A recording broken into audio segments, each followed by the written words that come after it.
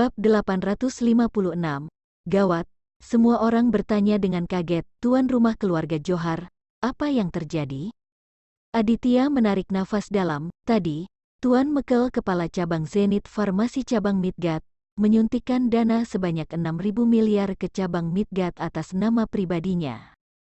Semua orang merasa linglung, kepala cabang menyuntikkan dana besar, itu adalah sebuah kabar baik. Kenapa bisa jadi kabar buruk? Aditya berkata, kalian tidak tahu, saham yang dimenangkan oleh keluarga Valkyrie sebenarnya adalah dilusi saham. Begitu Tuan Mekel menyuntikkan dana sebesar 3.000 miliar, maka 30% saham keluarga Valkyrie otomatis akan terdilusi menjadi 3%. Apar wajah Mariam Valkyrie menjadi pucat, saham 30% dilusi menjadi 3%, saham 3% tersebut bahkan bukan pemegang saham, paling-paling mereka lebih baik daripada investor retail, apalagi partner kerja sama master. Seketika Mariam Valkyrie tampak lebih tua puluhan tahun, etis, benar-benar tidak bisa dihindari. Sepertinya tidak ada harapan lagi untuk menjalin hubungan dengan master. Namun, meskipun saham terdilusi, nilai saham masih 500 miliar, tidak ada penyusutan, keluarga Valkyrie tidak mengalami kerugian besar. Aditya berkata, Mariam Valkyrie, kamu jangan kecewa, tadi aku telah memperjuangkan sebuah kompensasi untuk keluarga Valkyrie. Dilusi saham kamu dapat diubah menjadi saham pasif. Itu artinya, tidak peduli seberapa banyak uang yang disuntikkan ke kantor cabang, saham yang kamu miliki tetap menjadi 3%. Semakin banyak orang yang menyuntikkan dana, maka saham yang kamu miliki akan menjadi semakin berharga, 1.000 miliar akan menjadi 2.000 miliar, 4.000 miliar, bahkan menjadi lebih banyak. Mariam Valkyrie berkata dengan senang, meskipun kehilangan kesempatan untuk berteman dengan master, namun ada baiknya juga jika bisa menghasilkan uang. Terima kasih Tuan keluarga Johar memperjuangkan kompensasi untuk keluarga Valkyrie. Mari kita tanda tangani kontrak sekarang. Aditya menganggukkan kepala. Baik, tidak ada masalah. Tidak lama kemudian kontrak selesai ditandatangani, Mariam Valkyrie menyambut Aditya dengan ramah. Suasana menjadi tidak begitu meriah seperti di awal. Akan tetapi, tidak termasuk terlalu hening. Meskipun keluarga Valkyrie kehilangan kesempatan untuk berteman dengan master, namun mereka mendapatkan penghasilan yang berlimpah-limpah. Itu adalah sebuah hal yang patut dirayakan. Setelah makan dan minum, tiba-tiba ponsel Aditya berdering. Setelah Aditya menjawab panggilan, tiba-tiba merasa sangat kaget. Apa? Benarkah? Baiklah. Aku tahu. Aku akhiri panggilan dulu. Semua orang meratapi Aditya dengan linglung. Tuan rumah keluarga Johar, kenapa reaksi kamu begitu besar? Apa yang terjadi? Tiba-tiba Aditya meratapi Mariam Valkyrie dengan ekspresi wajah bersalah. Eits. Aku baru mendapatkan kabar, kepala cabang Mekel, tiba-tiba menarik kembali dana 6.000 miliar. Apa tiba-tiba Mariam Valkyrie merasa pusing dan mual? Suntikan dana sebanyak 6.000 miliar, ditarik kembali begitu saja? Apabila keluarga Valkyrie adalah dilusi saham, begitu Mekel menarik kembali dananya, maka saham keluarga Valkyrie secara otomatis akan naik menjadi 30%. Akan tetapi sekarang, saham keluarga Valkyrie telah menjadi saham pasif, tetap 3%. Total nilai saham cabang Midgard hanya 2.000 miliar lebih, dan saham 3%, itu hanya 60 miliar. 1.000 miliar menyusut menjadi 60 miliar, keluarga Valkyrie benar-benar mengalami kerugian cukup besar. Reksa merasa cemas, bergegas berkata, Tuan Aditya, cepat, keluarkan kontrak yang baru saja ditandatangani. Hancurkan sekarang juga. Kami tidak jadi mengubah dilusi saham menjadi saham pasif. Aditya mengelus dahi, ini adalah alasan mengapa aku sakit kepala. Aku sudah meminta orang untuk mengantar kontrak itu kepada Mekel, mungkin dia sudah menerima. Apa? Seketika Mariam Valkyrie merasa lemas, terduduk di atas kursi. Pada saat ini, hanya satu pemikiran di dalam pasukannya, keluarga Valkyrie dijebak. Sedangkan dijebak dengan sangat buruk. Tunggu sebentar, tadi Recha bilang, lelang saham bursa kali ini adalah sebuah jebakan untuk keluarga Valkyrie. Bab 857, sebuah jebakan. Pada saat ini, Dilihat dari sebab dan akibat dari kejadian ini, kejadian kali ini seperti sebuah jebakan. Ini kemungkinan besar adalah jebakan keluarga Johar untuk keluarga Valkyrie. Kedua mata Mariam Valkyrie memerah, melihat ke arah Recha. Recha, sebelumnya kamu bilang lelang saham bursa ini adalah sebuah jebakan. Apa yang terjadi? Apakah kamu tahu sesuatu? Sebenarnya siapa yang ingin menjebak keluarga Valkyrie? Satu kalimat menyadari orang yang sedang bermimpi. Serangkaian kebetulan ini, benar-benar seperti yang dikatakan oleh Recha, ini adalah sebuah jebakan. Recha berkata dengan nada dingin, hehehe, sampai sekarang kalian masih belum mengerti? Apakah aku harus menjelaskan kepada kalian lagi? Mariam Valkyrie perlahan-lahan memindahkan pandangan kepada Aditya. Aditya langsung meledak, Mariam Valkyrie, apa maksudmu? Apakah kamu curiga, aku yang melakukan semua ini? Mariam Valkyrie menggelengkan kepala, bukan, kepala keluarga Johar jangan salah paham. Apa yang harus kita lakukan selanjutnya? 1.000 miliar tidak boleh disia-siakan begitu saja. Aditya berkata, harap tenang, aku akan menelpon Mekel dulu. Mudah-mudahan dia bisa menghancurkan kontrak saham pasif tersebut. Kedua mata anggota keluarga Valkyrie berbinar-binar. Benar, cepat telepon. Panggilan langsung tersambung. Aditya berkata beberapa kata, kemudian mengakhiri panggilan. Aditya menghelakan nafas lega. Tuan Mekel memutuskan untuk datang ke sini.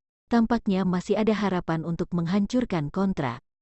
Anggota keluarga Valkyrie merasa sangat senang. Apabila kontrak saham pasif tersebut dihancurkan, maka mereka akan mendapatkan 30% saham Zenith Farmasi cabang kota Midgard menjadi partner kerjasama master. Di bawah harapan semua orang, akhirnya Mekel datang. Anggota keluarga Valkyrie menyambut dengan meriah, melebihi kakek kandung sendiri. Tidak ada cara lain, karena dia adalah titik rentan keluarga Valkyrie. Di bawah sambutan anggota keluarga Valkyrie yang meriah, Mekel duduk di tempat duduk tuan rumah. Namun dia belum menyadari Recha yang duduk di meja pembantu, jika tidak, dia tidak akan berani duduk di tempat tersebut. Setelah percakapan singkat, Mariam Valkyrie bergegas masuk ke dalam topik pembicaraan, Tuan Mekel, aku ingin bertanya. Kamu tadi menyuntikkan dana sebesar 6.000 miliar di Zenith Farmasi cabang Midgard, kenapa kamu tiba-tiba menarik kembali? Mekel meratapi Mariam Valkyrie sambil tersenyum, Mariam Valkyrie, kamu memang pelupa. Apakah kamu tidak mengingat aku? Aku mengingatkan kamu sekali lagi. Namaku adalah Mekel, menjalankan usaha kecil, pernah bekerja sama dengan keluarga Valkyrie. Apa? Mariam Valkyrie meratapi Mekel. Beberapa saat kemudian, sekujur tubuhnya bergemetaran. Mariam Valkyrie ingat, pria ini merupakan salah satu partner kerjasama keluarga Valkyrie, namanya Mekel. Pada kerjasama terakhir kali, keluarga Valkyrie membangkrutkan usaha Mekel. Karena hal tersebut, Mekel menghilang tanpa kabar. Tidak menyangka dalam waktu beberapa tahun, dia menjadi kepala cabang Zenith Farmasi, sedangkan menyuntikkan dana sebanyak 6.000 miliar. Benar-benar seseorang berubah dalam waktu singkat, Mariam Valkyrie berkata dengan cemas, jadi, semua ini adalah jebakan kamu, untuk membalas dendam kepada keluarga Valkyrie? Mekel tersenyum sinis, Mariam Valkyrie, menurutmu? Mariam Valkyrie ingin mati. Tampaknya, 1.000 miliar akan sia-sia begitu saja. Aditya meratapi Mekel. Kemudian melihat ke arah Mariam Valkyrie. Tidak lama kemudian dia menyadari, tidak menyangka Tuan Mekel dan keluarga Valkyrie adalah musuh. Sebelumnya pernah terjadi sedikit konflik. Tuan Mekel, bagaimana begitu saja? Kamu memberikan wajah kepadaku, kali ini mengampuni keluarga Valkyrie. Keluarga Valkyrie mengganti semua kerugian kamu pada saat itu, bagaimana menurutmu? Bab 858, Master di sini. Mekel menggelengkan kepala, tidak. Keluarga Valkyrie membangkrutkan usahaku, sekarang aku hanya menyuruh keluarga Valkyrie mengganti rugi, aku sudah memberi keringanan. Tolong Tuan Aditya jangan mempersulit aku. Aditya merasa tidak senang, Tuan Mekel. Lelang saham bursa keluarga Valkyrie kali ini, aku yang menyarankan. Meskipun aku memiliki niat baik tetapi melakukan hal yang salah, Namun aku tidak akan menghindari tanggung jawab. Aku harus bertanggung jawab kepada keluarga Valkyrie. Jika aku tidak bisa, bagaimana dengan putraku Jenderal Marcel? Apakah sudah bisa? Begitu membahas putra jenderalnya, ekspresi wajah Mekel langsung berubah. Pada akhirnya Mekel menggertakkan gigi, berkata, "Baiklah, kali ini aku melakukan keinginan Tuan Aditya. Memusnahkan kontrak saham pasif, keluarga Valkyrie dapat lanjut bekerja sama dengan Zenith Farmasi. Namun, aku ada sebuah permintaan kecil." Mariam Valkyrie menghelakan nafas, "Silahkan Tuan Aditya. Selama bisa mempertahankan uang 1.000 miliar, meskipun 100 permintaan, dia akan menuruti juga." Mekel berkata, "Aku tidak percaya Mariam Valkyrie. Aku tidak ingin dia bertanggung jawab untuk bekerja sama dengan Zenith Farmasi." Keluarga Valkyrie menunjuk orang lain untuk bekerja sama dengan Zenith Farmasi. Reksa mengusulkan diri, "Tuan Mekel, bagaimana menurutmu jika aku yang bekerja sama dengan kamu?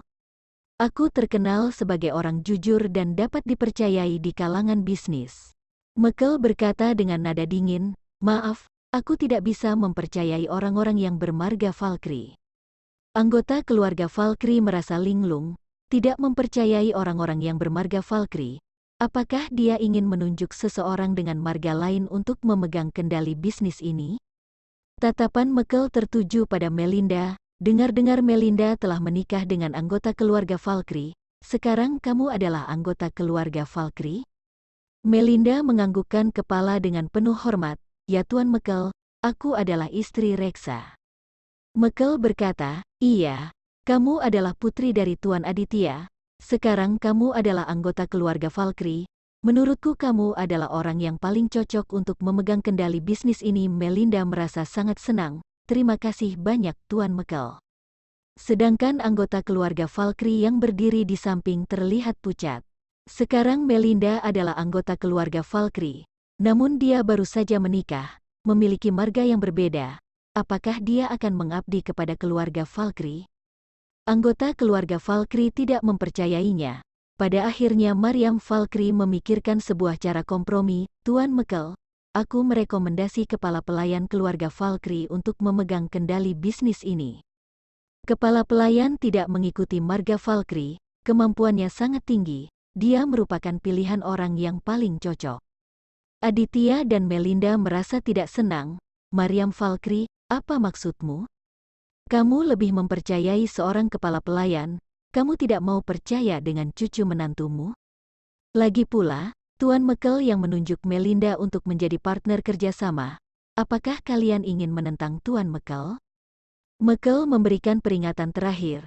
Apabila keluarga Valkyrie ingin bekerja sama dengan Zenith Farmasi, selain Nona Melinda, tidak ada pilihan lain lagi. Ekspresi anggota keluarga Valkyrie terlihat dilema. Bekerja sama dengan Zenith Farmasi, ini adalah usaha inti keluarga Valkyrie, berkaitan langsung dengan hidup dan mati keluarga Valkyrie. Menyerahkan nyawa keluarga Valkyrie di tangan orang lain, tidak ada yang bisa mempercayai. Apabila tidak menyetujui, maka keluarga Valkyrie akan mengalami kerugian besar.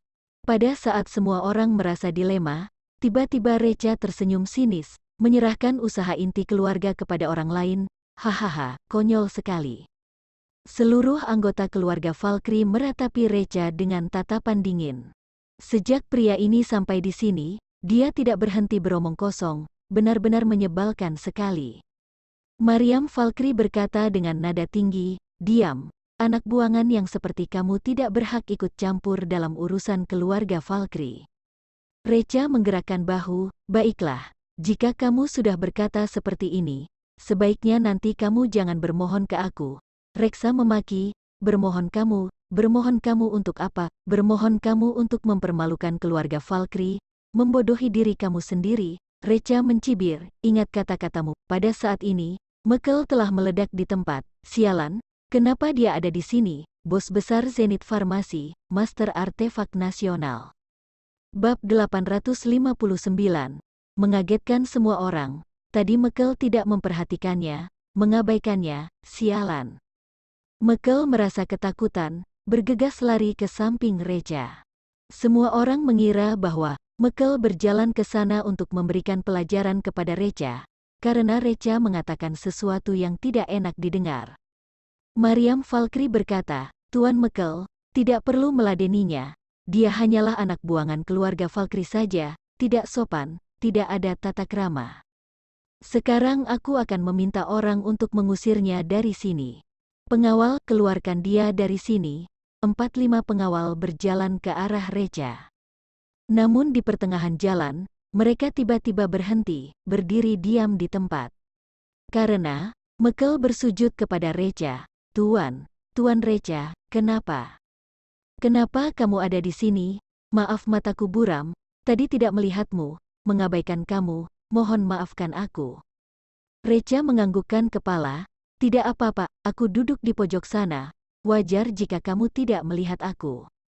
Mekel melihat ke arah tempat duduk Recha, berkata dengan ekspresi wajah kaget, "Tuan Recha, kenapa kamu duduk bersama pelayan?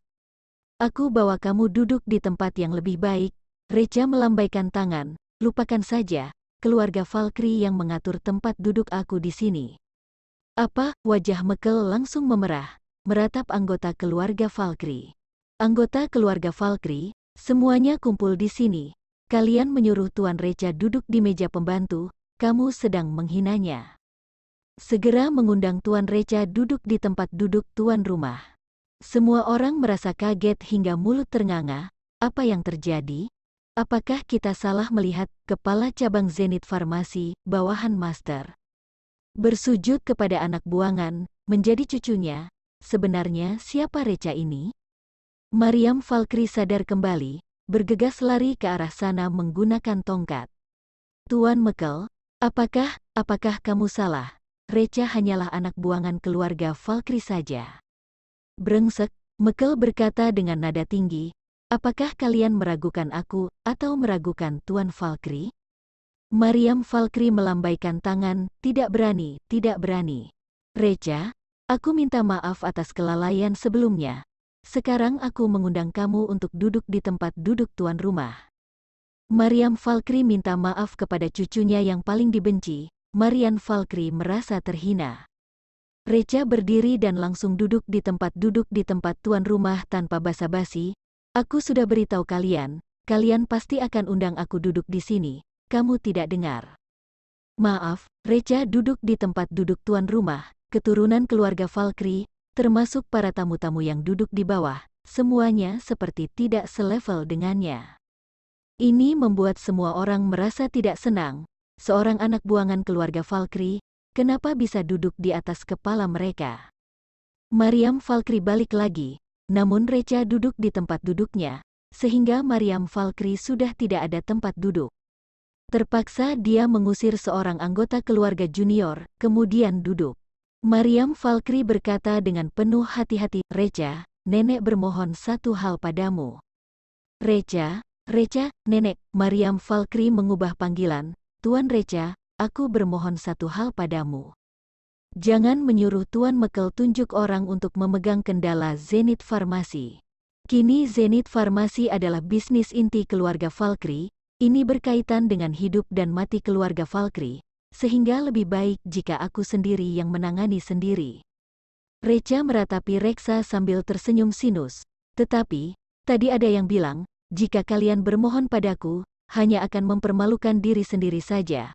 Seketika Reksa terlihat pucat, berkata tersendat-sendat dan tidak bisa mengucapkan sepatah kata pun. Aku, Mariam Valkyrie tidak ada cara lain, terpaksa harus mengorbankan cucu kesayangannya. "Reksa, tadi beraninya kamu berkata seperti itu kepada Tuan Recha, harus dipukul, menamparkan dirimu sendiri." Bab 860, menghalang di tengah jalan. Reksa merasa sangat marah, karena anak buangan ini, dia harus menamparkan wajahnya sendiri, sungguh sebuah penghinaan. Namun, pada saat ini Reksa tidak punya pilihan lain lagi, terpaksa harus menamparkan wajahnya sendiri. Recha hanya menamparkan sekali saja. Reksa menggertakkan gigi, menamparkan wajahnya lagi. Aditya dan Melinda merasa sangat sedih, tidak menyangka ada yang menghalangi di tengah jalan. Bagaimana Recha bisa memiliki kekuasaan yang begitu kuat, bahkan melampaui Mekel? Eits, tidak tahu apakah rencana mereka dapat berjalan dengan lancar. Mekel berkata dengan rendah hati, "Tuan Reca, menurutmu bagaimana menyelesaikan masalah ini? Aku mendengarkanmu." Ekspresi wajah Reca terlihat tidak senang. "Kamu adalah kepala cabang Zenith Farmasi Kota Midgard. Kenapa kamu masih bertanya kepada orang luar yang sepertiku?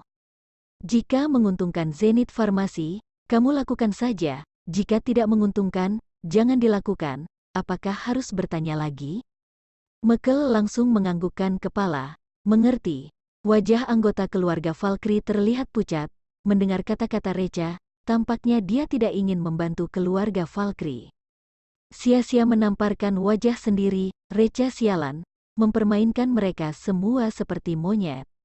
Begitu Reca berdiri, meratapi mansion keluarga Valkyrie yang begitu besar, berkata, "Aku menyarankan kalian sebaiknya menggenggam keluarga Valkyrie dengan erat. Jangan sampai keluarga Valkyrie jatuh di tangan orang lain, keluarga Valkyrie kehilangan semuanya." Begitu selesai berkata, Reca langsung pergi. Di dalam hatinya terdapat sedikit kerinduan.